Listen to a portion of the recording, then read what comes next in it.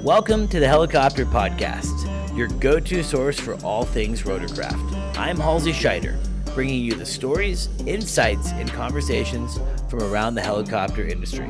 Whether you're a seasoned pilot, a maintainer, or you're just passionate about helicopters, this is the podcast for you. Paul, the next 12 months, what does it look like for you? It's going to be a great ride. You know, even just in the last 2 days, it's been thrilling to talk about how, you know, from the nano system all the way up to our full-size unmanned systems and different markets we can enter and different customer segments we can tap into. It's going to be a great ride. If we're not just leading the industry here, in many ways, we're defining what this industry looks like. And it's amazing to be on the front end of that.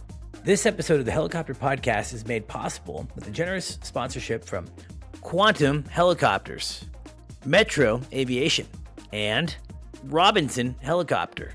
What's happening, guys? It's Halsey Scheider with the Helicopter Podcast, and this is a Verticon 2026 special edition podcast, hanging out with Paul Firma and, of course, David Smith.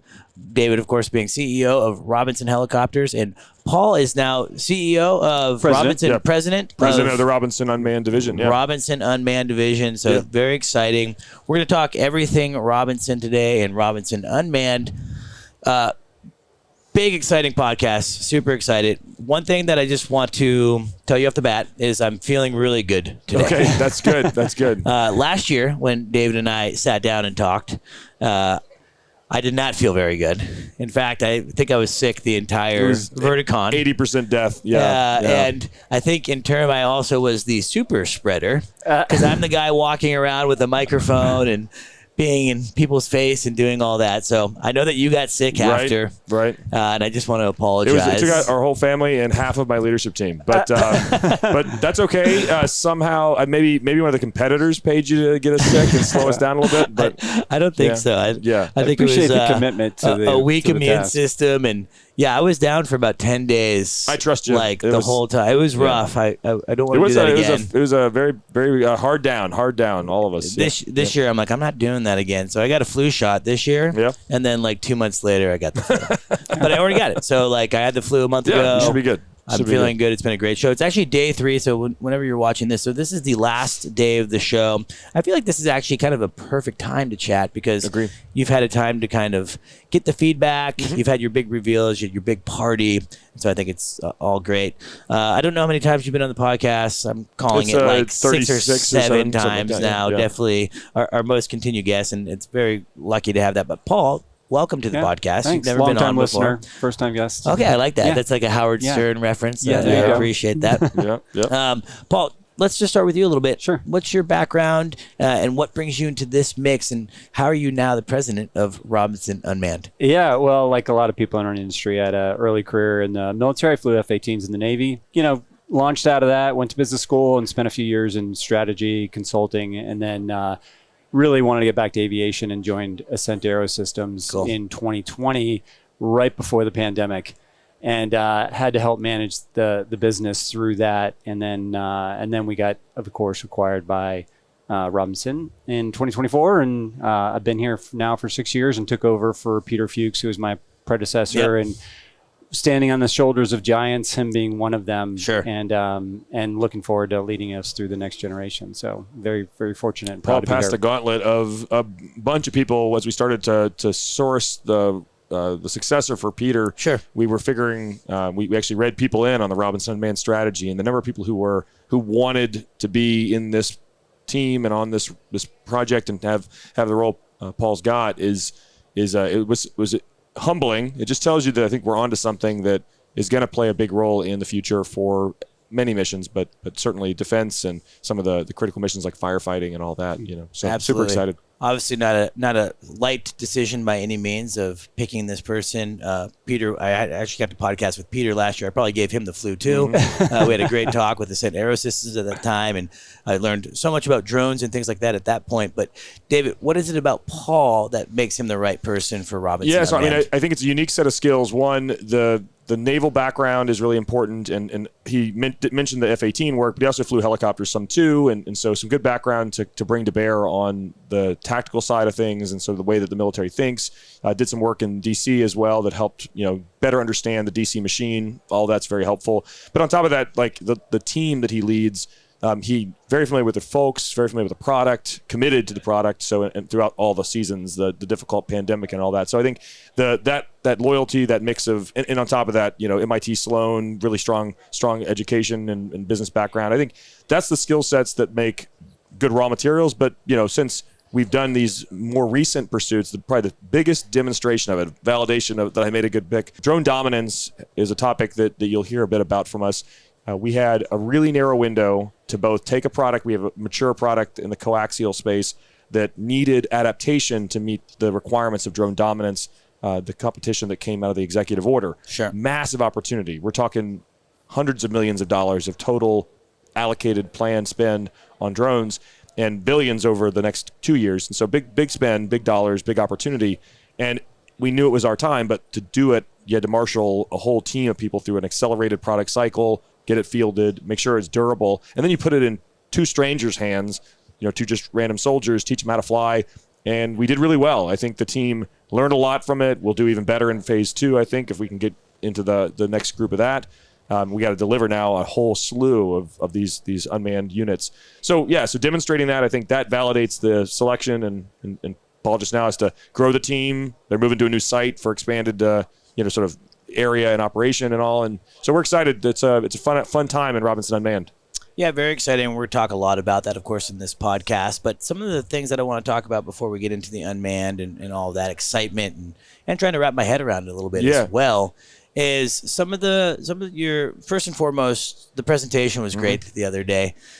If you keep doing big reveals and big parties, you're just going to have to keep innovating. Every year. It's really fun. The showmanship is important to me, actually. I think it's cool. The booth energy was palpable. There's so many people there. And it's cool. You're up there. Unveils are happening. We had 3 unveils, which is all very exciting. And I really like that you gave a bit of almost a State of the Union, call it, of the current state of Robinson and what last year looked like. The thing that stood out to me the most was your statement regarding that this past year was the safest year for Robinson helicopters. Tell me a little bit about that, and what do you attribute that to? Well, I mean, safety in this industry, as most people know, is a complicated topic and involves every bit of the people on the floor here, from the suppliers to the operators to the manufacturers. So we speak on behalf of a huge group of folks who put money and time and blood, sweat, and tears and all into that. So, but we had a really good outcome. We track it year after year in some of the publicly available data. We had 100 accidents last year. We ended the year right at 99, and then the one happened right around Christmas and New Year's. But 100 is still a phenomenal number and better than any number we've seen in 20 years. And the fleet is at its highest size, highest op tempo, most hours per year. So our rates are at their lowest in history. And a lot of that, I think, is we've gone after training. We've tried to retrain pilots. IMC continues to be our biggest threat, so we have to train people in that. Our cockpit cameras are making a big impact too, because I really believe, and this is kind of an easy, in retrospect, to look back, there are a lot of people who are visual learners. There are a lot of people who are, tactile learners. Visual learners were not being served by what tools we had to tell them why IMC is so tragically quick and it's so deadly. So I think we now have cockpit camera footage that I show everybody that I can, that these things they come on you fast, and you may be confident it's a small cloud and you can get right through it.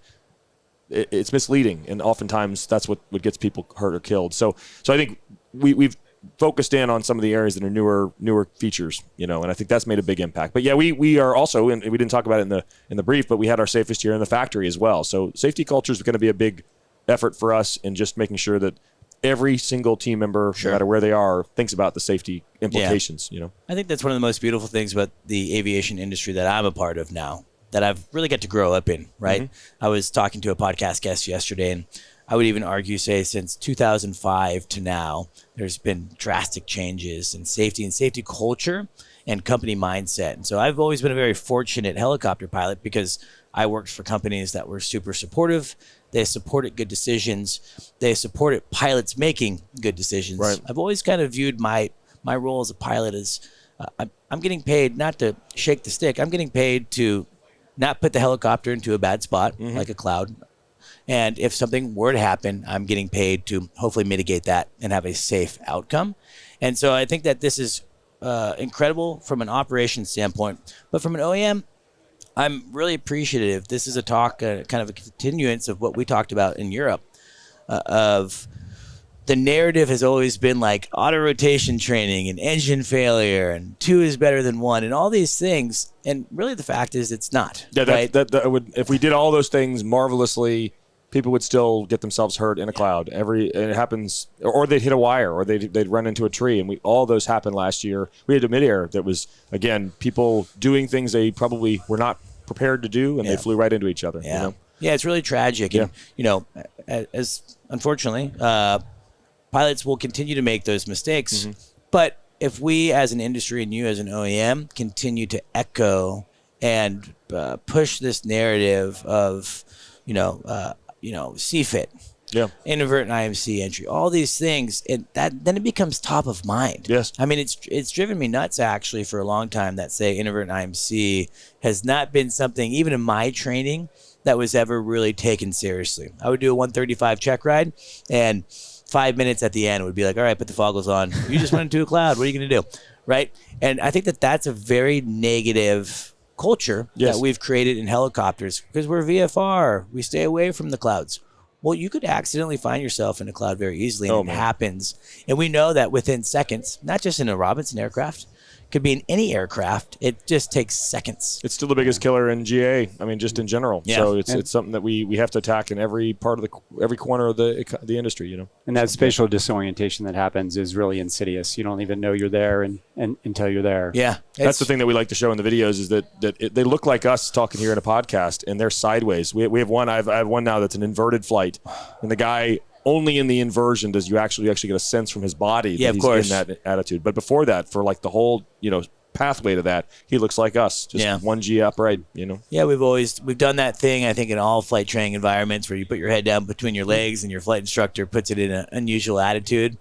Where are we at? And I think we're nose down to the right. You open your eyes, your nose up and to the left. Yeah, our vestibular system is not created to actually be in the flying environment. Right? We're not birds. We're humans, and we're up in that environment. So that's part of the issue. Absolutely. And so I do love it. I really appreciate that Robinson, as a very large OEM in this space, has taken this stance of talking about training and talking about what's actually killing pilots and making helicopters crash. So please continue to do that. Yep. We appreciate that. I know that you're also incorporated the CFI training course. Yes. We've trained probably now, I'm guessing, probably 150 people through that course. Awesome. So, yeah. Yeah, it's incredible. You also mentioned in your opening the other day, I think it was around, forgive me if I don't have it, 511 deposits or orders on aircraft. That's right. What is kind of the breakdown? 22, 44, 66, 88? Yeah, so 88 was probably 25, 30% of that. And then of the 60, 70% left, it was a little bit biased towards 66, but the actual mix across all three was healthy. So we have our healthiest backlog in 22 in a decade or more.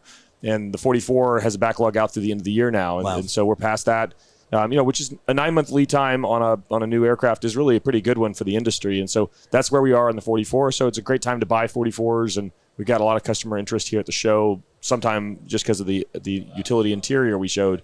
A lot of folks that are flying, for hog hunting or, animal, relocations and things like that.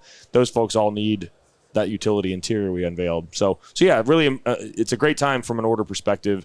And, the 88's coming along well too. So we're excited.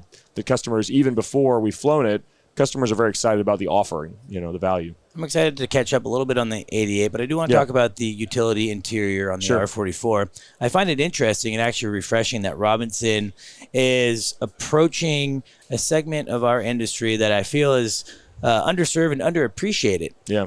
I would actually say in most circles, at least that I travel in, you start talking about ag, start talking about wildlife, whether it's capture or predation control with coyotes or invasive hogs or things like that. Yeah. All things that I've done, by the way. It was very fun. Yeah. Very fun flying in South Texas doing that. But it's almost like a little bit of the stepchild. Hey, they're doing their thing. But I didn't ever really see big OEM support. And even from Robinson in the past, I didn't see like there was an overwhelming support to that sector of our industry. What is it about you and your team that has recognized that is so important to our infrastructure, right? All the crop spraying and everything, but also that's a market that's potentially been underserved.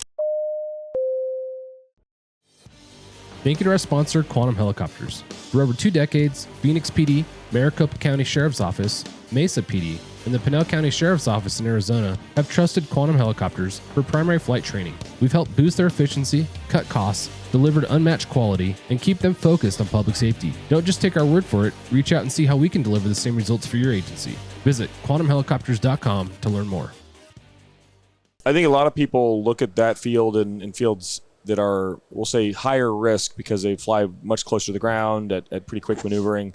They look at those as risk, and I think that's the legalification of our industry that's not great. I think we need to be fighting against that because it holds back entrepreneurs, it holds back innovation.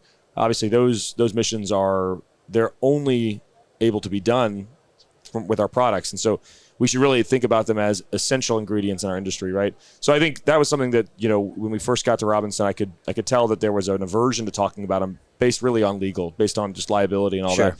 But I think we've taken a different approach. We want to make sure that they are well-resourced, that I want to tackle maintenance in those fleets because that's one of the areas. We had an issue last year that was that was a maintenance issue in one of those applications. And, it wouldn't have made it easy for us to reach out to those folks and talk about maintenance if we didn't treat them with respect on the mission they perform. So I think, we're going to hold them close and try to help make them safer as time goes on and give them tools that are newer and more advanced. So I think we're just at the beginning of that, but there's a lot of reason why those missions are the essential ingredient, not the stepchild. Is there a retrofit for existing aircraft that can have that interior? So it's interesting.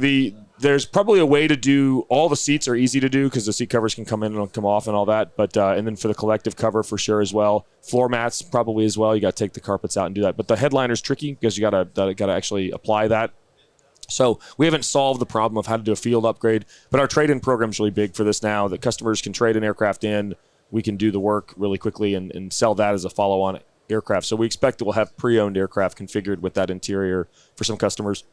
Don't necessarily want to pay for a new aircraft, but are willing to wait for a factory pre-owned. Yeah. So, yeah. It is funny because when I was flying in South Texas, it's interesting. You get real muddy. Mm-hmm. I was having guys in and out with their big boots on and they're stepping in mud. They're not pilot people, right? They just get in. They don't really know the difference. So at the end of the day, I look at the helicopter. Oh my gosh. Yeah. And it was very hard to get out of the carpet. And so it seems like a simple problem, but it's actually a big problem. Yeah. And cleanliness is, in fact, I think a big deal on a customer-facing aspect, right? So if you're flying even just tours, right? People in and out, getting dirt or whatever it might be, when that next passenger gets in and sees a dirty floor or a dirty seat or something like that, that might give them a little bit of anxiety 100%. Or pause. So I think that the interior and that route is interesting, and I think it's a great play. Yeah. And excited to kind of see more on a possible field retro in the past. Yeah, they seem really excited about it future. too. They like the interior team in particular likes doing different things. So they've been doing the same thing for 50 years. So they want some differences, And it's utilitarian, but it looks good. Yeah. So functional, but with some pizzazz. Yeah, style. That's pretty cool. What do you think of the green seatbelts? Yeah, I like them. Okay, to me, I'm more of a black seatbelt kind of guy. But like my marketing team and the design guys were like, we're gonna do something that shows some style and adds a little pop of color. Yeah. Okay, I think it gives contrast. Yes, that's what they said. So the contrast is I went with it. That's fine. Paul, I promise we're gonna ask you questions. That's okay. I'm interested in this conversation. I was going to add though on the cleanliness. I think that supports the safety culture too. FOD, making sure things are out of the aircraft, those kinds of things. I think that's all part of it too. Everything that keeps it in order. It's all part of it. I've always said a clean helicopter is a happy helicopter. It does drive me nuts. I think it's a pilot's responsibility, in my opinion, that when you're done flying for the day, you clean your aircraft. Yeah. And I've been around people that don't necessarily do that. I've been around people that do it to the 10th degree. I mean, they're wiping down blades. My buddy Heath actually created a blade wiping device. Oh, nice. For his helicopters, which I thought was pretty cool. Super long squeegee or something. Yeah, it's kind of like this, almost like a hamburger style sandwich thing. I use those on fan blades for my fans to get the dust off of fans. Yeah, and he's in a corrosive environment, right? Oh, so yeah. he understands the importance of that upkeep, and so I think that as an industry, as pilots, if you're listening, clean your helicopter. She likes it; it's important. R88, I would probably be remiss not to ask for an update on that. Yeah. So I believe you said 4 cabins. Correct. The right 4 now? cabins are in our experimental area, building up for various purposes. The big structural fixture that we got to do some test on, break the cabins, find the weak spots, iterate, and then put them into the flying units. The 4 cabins will be built kind of in succession so that we have an opportunity to change parts from the first test, So a lot of that's in work. It's got 4 big floor panels right now that are the main cabin floor, and the frames are being added to the first one now. So it's a lot of work going on, and we're excited about the testing that's happening really over the spring and summer. That's like drivetrain testing and blade testing, early fatigue testing. So we got our first stub blades we're building that can be used to build fatigue testing for blade bending fatigue. I was meeting with the engine guys this morning, and so the engine's on track for later this year, and we've got some critical tests on that, inlet testing, including our inlet barrier filter, which is exciting because our story about vertical integration. We have a really clever way to get an inlet barrier filter that meets the needs of filtration but doesn't involve some of the big players that maybe cost a lot and aren't necessarily as easy to work with sometimes. Yeah. So we're doing a lot to try to make sure that this product comes out with a good cost edge and a good resilient supply chain. So lots going on We there. can expect something a little bit better than like a $75,000 $75,000. inlet barrier filter. Would you pay $75,000? People do. All right, so $73,000. Perfect. Yeah. like it. We obviously want to make sure this thing needs to scale, and we want customers to be able to keep their businesses healthy, safe, and affordable. So, we had more discussions this week about air medical and how challenging air medical is to make the balanced books. Sure. And it's getting harder every year in the U.S. So, I think one thing that doesn't help that is you have to buy an extra engine. So 2 engines is painful. So we need to keep the singles running and invest in them. So 88 will solve that. And then I really think we really got to fight for mass scale, more pilots. Pilots is another shortage that we have to go and address. So we're working hard on those things, Diversification of purchases across the R88. Who are the buyers? Yeah, so I mean, our fleet so far, the vast majority are customers that are going to be using them for utility, for transportation, so both charter and tourism, and then a big group in air medical and law. So we have one big fleet customer that'll be air medical primary, and they have a huge amount of aircraft already. They're staying quiet because they've got some existing agreements that kind of conflict with it, but over time, we'd expect to be bringing them more into the public. And we're excited about the opportunity for these customers who are already doing the mission in so many other aircraft, and they're ready for something new, something that isn't, a 40-year-old design or 50-year-old design. Yeah. So I think there's exciting things that they see in what the 88 brings that they haven't had before, really. Some of these companies are younger than the aircraft they're flying. Yeah, it's wild. So, yeah. Well, I'm very excited to continue to see progress. Obviously, Robinson has a rich history of certification. So I'm very confident. I know that Robinson will take it to the finish line. I know that there's other players in the industry that are doing things. I'm not so certain they'll take it to the finish line just because of the certification knowledge. We've talked about that before. Painful. It's a painful, crazy, long process. Yeah.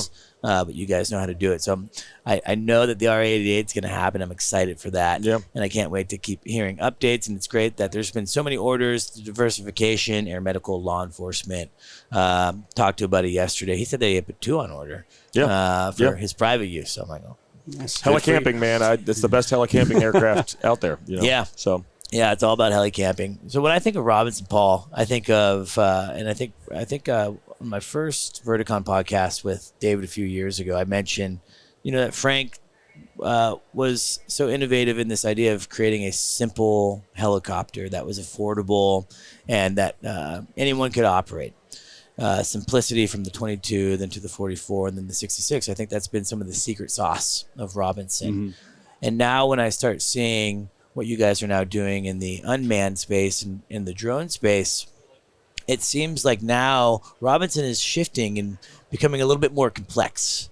And it almost feels like to me that you at Unmanned and Robinson as a whole are trying to maybe display here at this show that you guys are the big players in this space.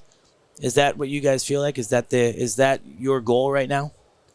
Well, I would say when you on the comment of complexity, it's an extension of our strategy, right? And it's not only an extension of our strategy, it's an extension of the capabilities that we have, the manufacturing capability, the processes. I think where the industry is going right now, we find not only competition among capabilities, but also scalability. And when you dig a little bit deeper into scalability, it's not just about the ability to produce at scale. It's about having the systems and processes in place that ensure reliability on the back end, quality management systems, supply chain resiliency. All those things go into it as well. And it's a young industry on the drone side. Obviously, Robinson's been around for 53 years, and so we have the ability to leverage all of that 53 years of experience and put those things into our drones. And so those are the things that make us more competitive. Is it more complex? We're leveraging skill sets that we already have, so we're scaling it. I think people should go and look closely at our unmanned solutions. Small ones in particular are a good example. We have less parts in a lot of cases than our competition that have 8 rotors. They'll have a lot of rotors to lift the same amount of weight, and they end up with a lot of components to do that. They have more speed controllers and more hardware in there. I think people can be deceived by simplicity. I use that example a lot. I made a point to one of my fellow engineers online last week, actually, that there should be a mandatory class of deception of simplicity, because people can look at something and think it's simpler, but it isn't. A swash plate is extremely simple. It's machine parts that does something. Its result may be complex to explain, but it is a very simple piece. It's a simple piece. Yeah, piece of mechanics. So I think in our unmanned systems feature swash plates throughout the entire product range. The swash plate, I have a picture of it. It's for the HeliCASTS, is smaller than my thumb, the whole assembly. And so you think about that, and it's that's incredible that we can take the architecture and scale it down. Scale down to that. Yeah. I want to just, if I could foot stomp on the point that Dave's making, because it's super important. And I think this relates to our recent success in the drone dominance competition with the Department of War. When we set out to do that in a very narrow period of time, my guidance to our team, one of the pieces of guidance I gave them was operators don't want sophisticated, complicated user stuff. There'll be a lot of people that show up with really interesting technology, but in the heat of the moment, what you want is simple. Sure. Take it out of the box, fly it, be able to do my job without the cognitive load necessary to have it function. That doesn't mean that the technology and engineering is simple. It takes a lot of thought to make something like that simple. They did a brilliant job of being able to do that. Hey, just put the thing on the thing and push the thing.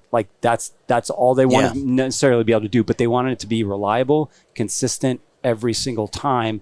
That's the challenge. Go do it. And they did it. Well, they need to be able to deploy it in the field quickly, and it's probably minimal training required, right? Yes. I mean, that's important. Training costs money. You want to be able to deploy that. You're so dealing it makes with sense. Young folks that are in the earliest quarters of their life, and so you need them to be able to quickly absorb what are the things to get the mission accomplished. And I think that's always been part of Robinson's core, and people can look at simplicity differently. Maintenance simplicity, yes. Product simplicity, yes. Engineering simplicity, no. And I think all of our the Ascent heritage, now the Robinson Unmanned frame, all those things are actually very challenging things to design, and they are complex at that level. But we want the world to not have to be burdened by that, So I think our goal is we handle the complexity behind the curtain. Yeah. You make it look easy. That's the goal. That's the goal. And it's more like magic, right? When it comes to unmanned and drones in general, what is the statement that you're hoping to make here at Verticon? Yeah, I just say, and Paul can give his thoughts. My feedback is that I think the world we're heading towards has 2 end states, and we want to make sure one wins. The end state where pilots struggle to find employment and the jobs are challenged to be occupied, or few of them. I think there's a world of abundance that we can push for. And I think the abundant option is that a business that cares about pilots like ours, we care greatly about pilots. We are staffed by pilots. Most of my engineers are pilots. Most of Paul's engineers are pilots. We have a lot of people who are pilots. We are pilot first autonomy. And so thinking that means that doesn't mean we won't have aircraft that fly with limited human intervention, but it means that we'll have areas that are very heavily focused on making sure we amplify pilots. We give the ability for pilots to say if you need to fly a large amount of material to scene that might involve a piloted aircraft and several following aircraft that are unmanned. And I think if you think about that, that's abundance. That's the future. So I think that's what we aim for. And the main thing we bring to this is we bring mass production scale, proven performance so that they don't think about the vehicle. They can think very much about the mission. And that's the kind of thing we're thinking is going to resonate with people. Has, just in the few days of the show already, we've got a lot of really positive feedback. So, yeah. Yeah, I would build on that, Halsey, and say that there's this narrative, I think, a little bit of a misnomer that unmanned systems compete with or may replace manned systems. I would challenge that by saying there are many things the industry chooses not to do right now because it would have to put a human in the loop and put a human at risk. Sure. And so what we're not doing is replacing those things that manned aviation is doing. We are opening areas where manned systems are choosing not to go. And so I think that feeds into our era of both mentality about this. When it's not one or the other, it's both of them simultaneously, broadening the capability set, operational dexterity, all those sorts of things that we can do when we have the choice to do something where we don't have to put a human being at risk. The other thing that I'll just add is, like we've talked about this before, my background, the reason why I'm in this seat and not, on the space station is because I couldn't be a pilot. And so my epilepsy limited me in that regard. So because of that, now this could bring pilots off the bench. And that's why I think there are plenty of pilots that are medicaled out. And unfortunately, when I was in the instructor world or training in simulators, it was a great thing for them. There's a lot of instructors that go in, not because they love to teach, but because that's the job they need to do when they're medicaled out of a jet job or a helicopter job. So I think we can offer them something greater where they can go and do the same mission, fly fire, fly patrol, support logistics, all of that in a remotely piloted or fully unmanned, capacity that depends on being a pilot and aviator. It's interesting. That's actually a thought that I hadn't really actually thought of, to be honest. How many would you guess? If you had to guess in the world, how many people, is it 10% of the whole number of pilots that can fly a helicopter today, how many are unable that once had a license and once were medicaled in that are medicaled out? And maybe we take all those people off the bench and they're flying again. Well, Think about that. I have a very close experience to that. My operations manager at Helicopter, Zach, suffered a horrific TBI. Yes. And he's medicaled out, at least for now. Maybe he gets it again. Who knows? Yeah. And actually, as pilots, you talk to any guys, especially guys my age now, 38 doesn't feel super old. I'm 37 actually, but it doesn't feel super old. But what we're starting to notice is now my friends are talking about this idea of like, well, I am getting a little bit old. What if my blood pressure comes up? What if this happens? What if that happens? This whole idea of losing your medical, then losing your career is now actually becoming more real. It's a very common conversation. It is. And so by having these new opportunities that maybe wouldn't require the same medical certification, that could almost be a little bit of an insurance policy, really. Thank you to our sponsor, Metro Aviation. Metro Aviation, the world's largest family-owned aeromedical operator, offers comprehensive aircraft services with 140-plus aircraft in over 25 states. The Completion Center installs medical and law enforcement kits and avionics, serving diverse aviation needs including offshore, utility, VIP, and corporate sectors. Yes, so you can expect that we'll be advocating, within the regulatory space. We can pick where we spend our advocacy dollars and time, my time, and I'll be advocating for things like that where we look for an improved way, in a fast-track way, for licensed aviators to become quick, able to fly unmanned product in the airspace. And so there's a model that makes the public confident as well, right? Think about how much greater that is than the perception can be that someone's goes from a hobbyist to a drone pilot. That's concerning to the public in a lot of ways. Sure. But instead, if an aviator goes right down into flying, commercial missions in an unmanned aircraft, I think that's a great thing. And that's the number one feedback we've had that's negative has been people thinking we're going to replace pilots. And I couldn't be further from the truth. Yeah. There's a world out there where these VC-backed startups that are losing money and burning everyone else's money, they are trying to replace pilots. I think that's criminal in my mind. And so I think we are going to be the advocate on the other side of that with a solution and trying to bring pilots off the bench, not the opposite. We think about the unmanned system side. We oftentimes the focus goes to military because the requirement is more defined and acute, and the timeline is necessary. But I think what we're learning is it's not just a national security imperative. It's also an economic imperative. It's a manufacturing imperative. It's a workforce development imperative. It's an educational imperative, as well as more of that technology gets incubated at our level. It opens up, obviously, jobs. And it takes an organization like Robinson that has all of that in-house to really motivate that forward. Mm-hmm. Yeah, completely. I mean, it's we're moving in that direction.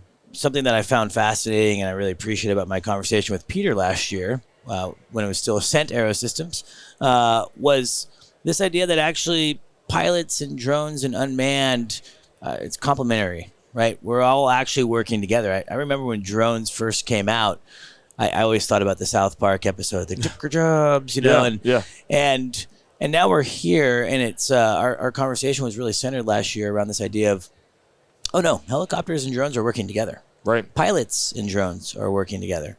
And now it's going to be pilots and drones and unmanned or what do you call it when it's unmanned but flying? Yeah, so remotely piloted. Yeah. I think it's just we're all going to, I think, figure out how we play nicely in the sandbox together. I think it's really important to keep pilots in seats, obviously. I love flying. It's something that my life has been driven off this idea of being a little kid and just wanting to fly helicopters, right? So, best job in the world. It's the best job. It's important. So, talk about products here. We'll start on the 44 side. So, it's the air truck, yes, and then the spray hawk, yes. Tell me just the high level of these specific products. Sure. What you're hoping to use them for, and what the feedback has been here at the show. Let me give you a quick rundown. So Air Truck and Spray Hawk are the result of a longer R&D project in collaboration with Rotor Technologies out of New Hampshire. And they've done a really good job developing both a 22 that they started with to prove it out, and then they moved into a 44 pretty quickly. And so those products are very mature at this point and are flown primarily as a ground station, though it could be adapted for full autonomy down the road. It's flown as a ground station with very similar controls to a helicopter. So it has a lot of hallmarks. It'll be aimed at things like agriculture and cargo, though there's an opportunity as well in fire. There's some work they've done on that too. So I think that's a particular offering that is really full capability and is kind of a ready-to-go solution. The turbine truck actually has two kind of main thrusts here. One is we unveiled the partnership with Sikorsky, which is really aimed at their Matrix solution is decades in the making and has been proven in a tactical setting for the Defense Department. A lot of significant capabilities are already well established, what they can do in terms of landing in difficult areas, confined areas, automated establishment of best auto rotation sites, a lot of really great tech. So we think that's a phenomenal entry that augments what they announced with their U-Hawk solution. So, now they can offer from the Sikorsky side a U-Hawk and a turbine truck together, and you have this big logistics capability there. So that's super exciting. But a key part about the turbine truck is we believe that autonomy agnostic is an important feature of what we're offering. Many folks want to come into this space and they want to develop this sort of a clever autonomy solution, actuators and computers and software that they can develop either in their country for their purposes or maybe a unique mission segment or a unique branch of government, whatever. But what they don't have is a helicopter. They don't have the machine parts, the dynamic components, the proven track record. So we offer a platform that then can be designed upon that others can use and will collaborate. So this is an open invitation to folks that it's a developer kit, if you will. And actually, a sense the small drones have a really great developer kit that has really gave us some of the idea for this, that customers take the flying part, the core, we call it, of the Spirit, and they can design to a standard pinout. They can do it on the Spartan as well. Design to a standard pinout. They can make cameras and sensors and all kinds of unique things that opens the world for them. And they don't have to think about the flying part. We do the flying part. You guys are developing that. So that's the concept on how we do this. And I think in the future, you're going to see some really clever, people have already approached us about this. They want to load one of these aircraft up with all kinds of specialty sensors. And you can imagine these as unmanned flying scanners, sensors, tracking everything from one really cool one I like that the smaller drones have been used for is, scanning emissions at a harbor and seeing where ships are coming from overseas and they're polluting, and the harbor management teams need to see and smell and understand what's coming out of the pipes, the exhaust pipes. So those kinds of things are just clever uses of vertical aviation and can be augmented very heavily with autonomy. Yeah, it's super cool. I'm going to go back to the Spray Hawk for a second. Yeah. I have a lot of friends in the ag business. Something that I see in the ag world every single year is, unfortunately, a lot of accidents. Absolutely. I remember even just a couple of years ago, I think there were 13 plus accidents in a very short period. Yeah. And the other part of that is I had a friend that was in a wire strike. He survived, luckily, but was very injured. Very experienced pilot. Just overworked a little bit. Knew the wire was there. Still hit it, right? Common theme, common story. Yes. How is the ag industry responding to the Sprayhawk specifically? Yeah, I mean, I don't know if you had some more this week. It's crazy. People are really looking for a solution like this, I would say since yesterday, day before yesterday when we announced this, the single biggest interest we've had here has been from the ag community. How do I get a hold of a Sprayhawk? When will it be available? Some with the turbine truck as well, but I think the ag market really understands the use case of this. And I would add, here's an opportunity for, unmanned and unmanned collaboration using a smaller drone to map a farm area, for example, or a multispectral camera to really identify plant health, and then dialing in that Sprayhawk to really do targeted fertilizing or whatever they may be doing on their crops to get more efficient, safer, all that sort of stuff. I think there's real opportunity there.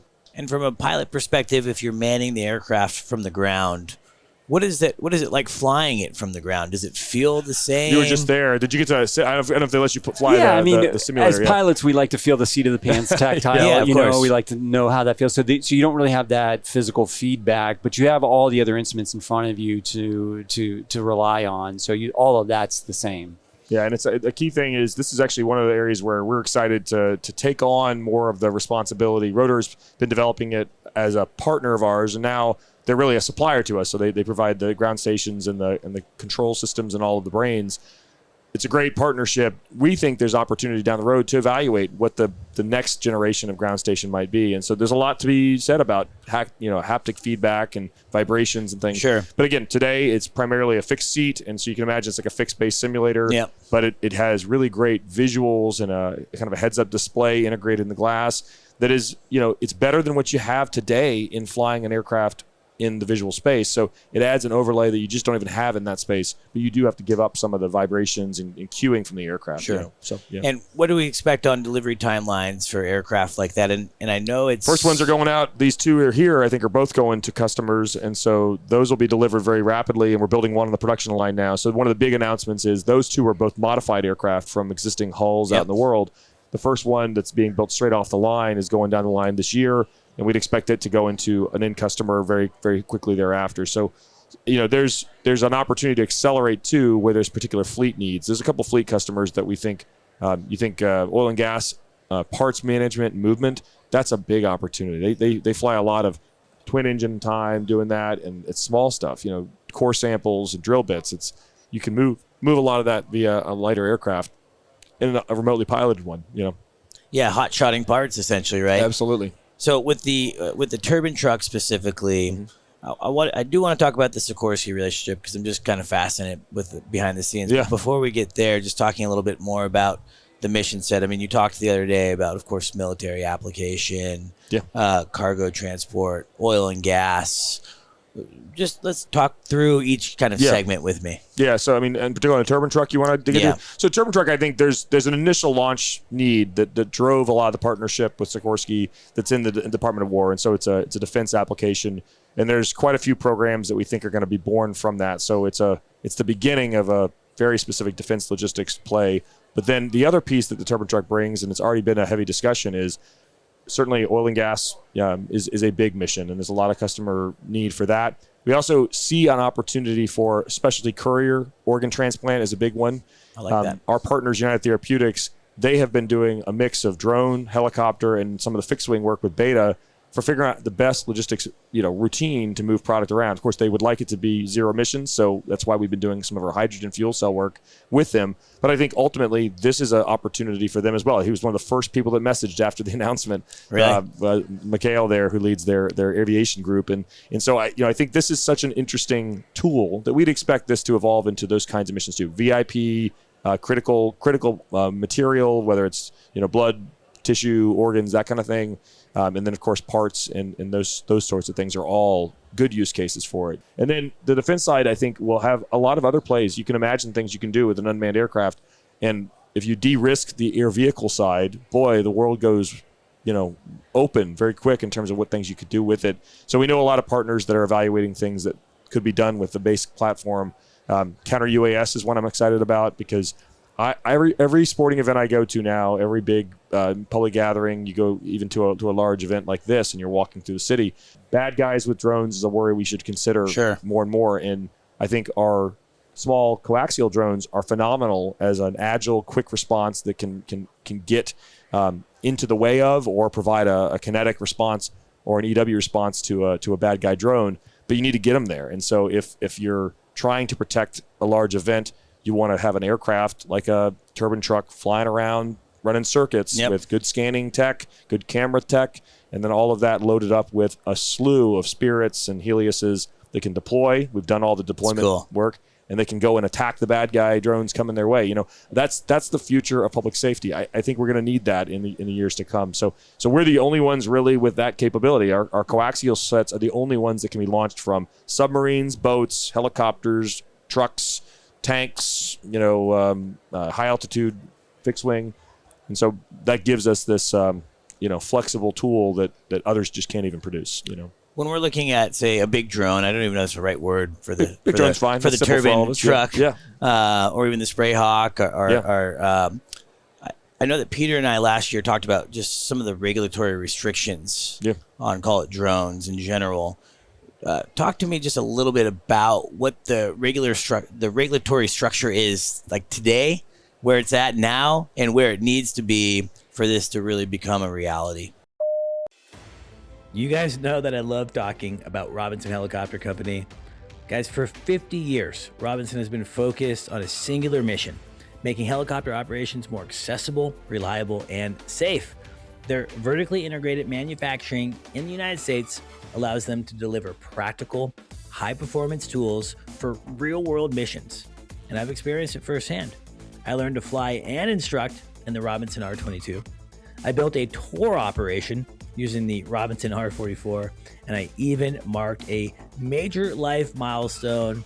My engagement, you guessed it, was in the Robinson R66. From training aircraft to turbine platforms, and now the introduction of the new 10-seat Robinson R88, Robinson continues to innovate and evolve. And now through Robinson Unmanned, they're expanding into autonomous and remotely piloted aircraft for civil, commercial, and defense sectors. Robinson Helicopter Company, supporting your mission, whatever it might be. Visit robinsonheli.com or robinsonunmanned.com to learn more. Climb higher. Yeah, right now for the air truck, for example, there's a 44807 waiver that the FAA allows for, and that waiver process that's in process right now for that. When it comes to specific use cases like agriculture, there might also be a Part 137, things like that. But those are all well known, and those are in progress for the use case. As we move forward in the industry, there's a Part 108 decision that will be made pretty soon on beyond visual line of sight. Any month now, really, often referred to as BV loss. And I think there are some nuances of that on things like ADS-B and the national airspace, and we'll have a better understanding of what the technology will be needed on some of these systems. That's what we're waiting for the decision on. But once that happens, that will be built into those systems too to allow us to operate beyond visual line of sight too. And so that's kind of where we're going. We're really well prepared for the Part 108 because as a standard, it's one of the great things I think helicopter operators should feel more comfortable with is today, unfortunately, there's not a lot of standards put on the manufacturers of unmanned systems, but Part 108 adds that as an important layer of verifying that the product meets its requirements, that it's always the same, that there's some controls on configuration, those kinds of things. So I think we're excited that exactly where we're strong, and our competitors are weak, is where the industry is going with unmanned systems. And so down the road, you will expect they'll be closer to what a helicopter that you fly in today is like, and that of course lends itself to what we already do. So we're excited about that. But this is also in the defense side, they have an airworthiness process too, though it's not the same as civil. And so there will be some work to be done in every little country that we work in to make sure that they can run efficiently in a commercial context and then somewhat in defense as well. What do you guys have to do as an OEM in regards to working with our regulatory bodies to lobby essentially on getting the decision that you want? I was in D.C. In January meeting with the administrator and a bunch of the industry leaders on it, and we're regularly in those discussions. I try to let Paul and the guys execute and run through the gauntlet on sales and things, and the actual gauntlet with the drone dominance. And we have a team that goes and does some of the government affairs work to just make sure they understand, because this particular one I was in January, actually I was the one voice they had a whole day of listening sessions, and Robinson was the only voice that did both. That everybody else was lobbying for drones or against drones, and we were the one, because the folks that were lobbying against drones were really lobbying for helicopters. And so I view this market as we were the only voice that had a balanced perspective on this. Everyone else is very conflicted. And so ultimately, I think they listened very closely to the fact that we believe that the original language that was proposed was not going to end up in a safe result. So there is work to be done. They have to improve it. There's a lot of things that are critical for who has the right of way and who has to yield to the other. Those kinds of things are really important, I think there's a common sense part of that too, to answer your question about what we offer that process. The question is, does what's required on a full-scale unmanned helicopter apply to something that's 249 grams? Sure. Because if you do that, then that's no longer 249 grams, and then you just created a safety hazard as a result of it. So we have to bring some of that common sense to the conversation too. We had a good discussion about that they initially had said effectively kind of one size fits all for all the tech for conspicuity, hard word. Everyone's gonna have to learn how to pronounce that. Yeah, I don't know what that means. But it's basically, can they see you? Can they find you? Can they hear you? Okay. And I think ultimately there's a lot of ways to think about that. Is it something you see on a heads-up display or a screen on your instruments, or is it something that's lights and visual conspicuity, that kind of things out in the airspace?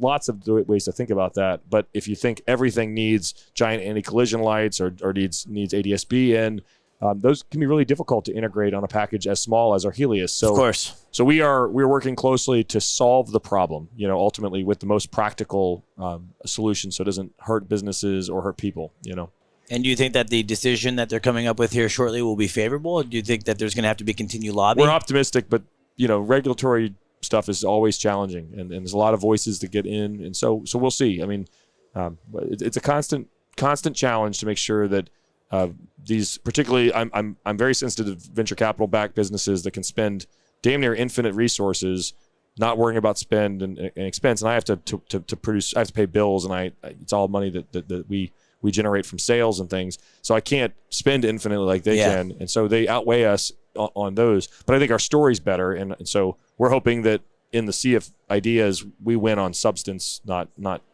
currency. Well, it seems like, I don't have enough knowledge on the whole thing to really have a dog in the fight, to be honest. But it seems that this is where the world is going in aviation. So it seems like our regulators and our bureaucrats would have to go into a direction that starts making this all work and integrates, right? It just seems like that's the next evolution. That's how we move forward as a society. And I think it actually does benefit our world. I've always said that helicopters play a huge impact on our world and our economy.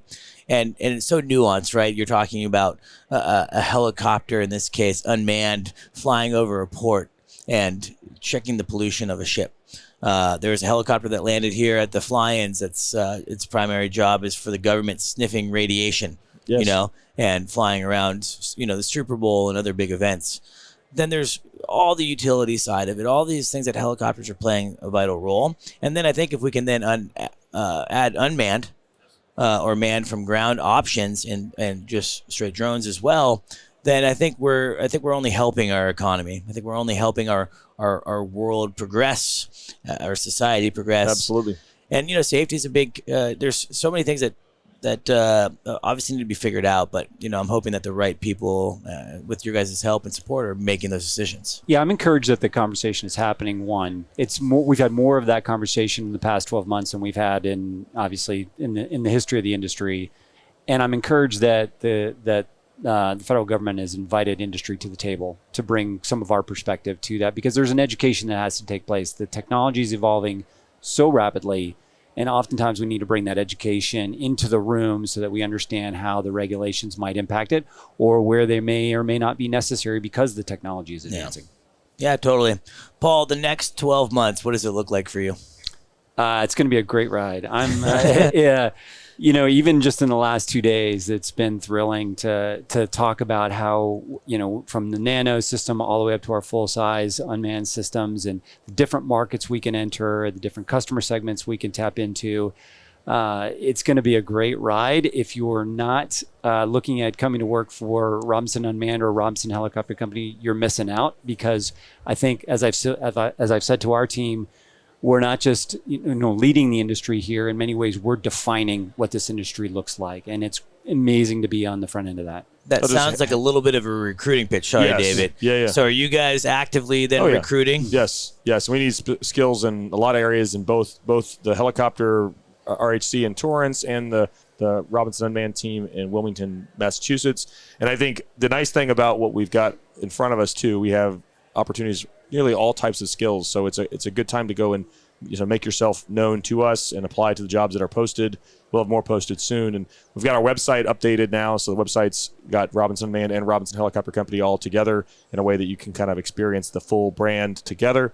But we're working through all the progression of changing all the various things like LinkedIn's and things like that matter to get the word out to folks. But what I'm excited about too, I think, is when I came over to Robinson, one of the things that I could see so clearly, and hopefully people understand it now, is that we have the ability to entirely change this industry in a relatively short order, because the ingredients are here. People want to be in this industry. We got a lot of really exciting technology that can be developed into tools for our industry. So I love that we can make the future here. So it's exciting. It's very exciting. It's still unique to see Robinson in this position, to be honest. Yeah. I think this is it 3 years since you were announced? 3 years. But 3 years, 2 years since I was announced the 2 lead, years. but 3 years that's since what I it was. joined. I had a year of the undercover boss. So it's and I mean that in the nicest way. Nothing to the past, of course. You couldn't do what you're doing today without the foundation that was built, the 50 years before you joined. But being at the show the last really 2 years has been spectacular, watching Robinson and seeing what you guys are doing for the industry. When it comes to all this unmanned stuff, David, when you came in 3 years ago, was this the vision? Did it look like this? Was it something like this? Well, first, you have to think that this is the end. It's not the end. We have a bigger vision than this. So we're really at I'd say at maybe the third floor of a very large building. So we have many steps ahead of us still to go. The vision's much broader, bigger, and there's things people I think will be able to guess before long where we're going next. But we see opportunity all over this building, every corner of this exhibit hall, things that we can assist with, we can amplify. The winners, the GPMS stuff we announced, for example, they've got a great piece of tech, Outerlink, in the way that we'll get that off-boarded. But we can make product smarter, more connected, affordable, accessible, all these things. So there's a huge vision for that. But yeah, this was actually very similar to what we had in line when we acquired Ascent originally. And the roadmap was how long it would take to get there, and did we have the right ingredients and the right market interest. These things that have happened in the push towards drone dominance, that has really helped us understand that we offer that unique value of making drones at scale in America. And I think that's something that accelerated the vision, but it was the vision from day one, From originally Ascent, and of course now Robinson Unmanned.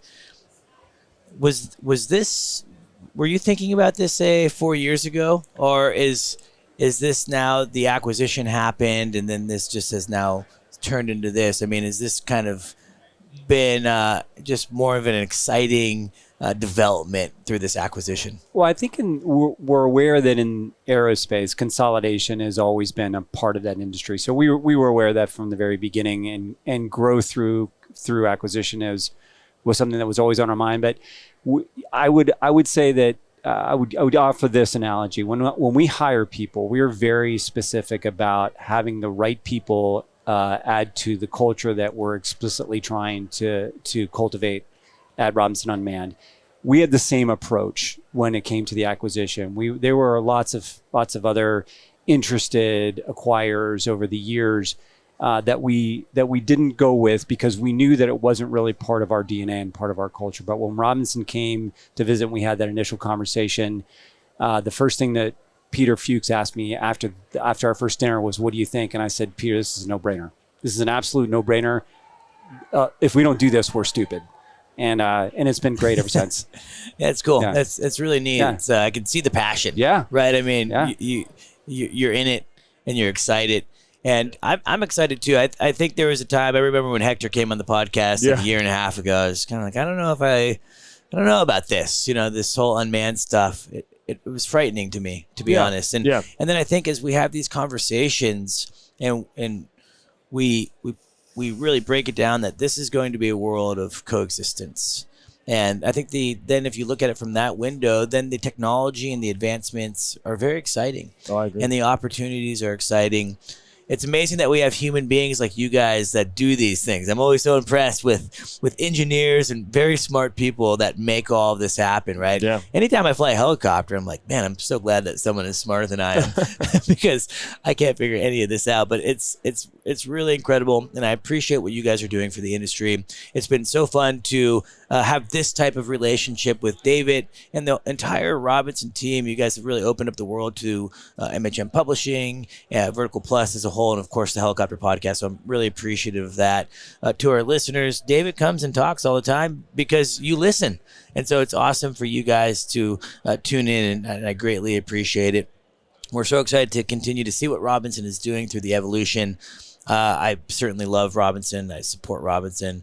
I'm a used Robinson guy. I sell a lot of used Robinsons, which is pretty exciting. It's been a platform that I started my business on, and it's a platform that we continue to move today. And I can tell you, the used market is hot right now. The market is there's just a lot of excitement around Robinson. So it's good to see we're moving a lot of Robbies. David, Paul, thank you guys so much for coming on the Helicopter Podcast. Enjoy day 3. We're almost there to the finish line. And what a show. Thanks, guys. Yeah. Thanks always. Thanks. To our listeners, thanks for tuning in to Vertical Plus and MHM Publishing. Thank you for creating the HeliCASTS platform. And, of course, Robinson Helicopters for supporting through sponsorship of the Helicopter Podcast. We love that relationship, and we want to keep doing that. So thanks for listening. We'll check you next time.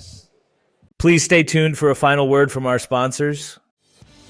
Thank you to our sponsor, Quantum Helicopters. For over 2 decades, Phoenix PD, Maricopa County Sheriff's Office, Mesa PD, and the Pinal County Sheriff's Office in Arizona have trusted Quantum Helicopters for primary flight training. We've helped boost their efficiency, cut costs, delivered unmatched quality, and keep them focused on public safety. Don't just take our word for it. Reach out and see how we can deliver the same results for your agency. Visit quantumhelicopters.com to learn more. Thank you to our sponsor, Metro Aviation. Metro Aviation, the world's largest family-owned aeromedical operator, offers comprehensive aircraft services with 140-plus aircraft in over 25 states. The Completion Center installs medical and law enforcement kits and avionics, serving diverse aviation needs including offshore, utility, VIP, and corporate sectors. You guys know that I love talking about Robinson Helicopter Company. Guys, for 50 years, Robinson has been focused on a singular mission, making helicopter operations more accessible, reliable, and safe. Their vertically integrated manufacturing in the United States allows them to deliver practical, high-performance tools for real-world missions. And I've experienced it firsthand. I learned to fly and instruct in the Robinson R22. I built a tour operation using the Robinson R44, and I even marked a major life milestone. My engagement, you guessed it, was in the Robinson R66. From training aircraft to turbine platforms, and now the introduction of the new 10-seat Robinson R88, Robinson continues to innovate and evolve. And now through Robinson Unmanned, they're expanding into autonomous and remotely piloted aircraft for civil, commercial, and defense sectors. Robinson Helicopter Company, supporting your mission, whatever it might be. Visit robinsonheli.com or robinsonunmanned.com to learn more. Climb higher.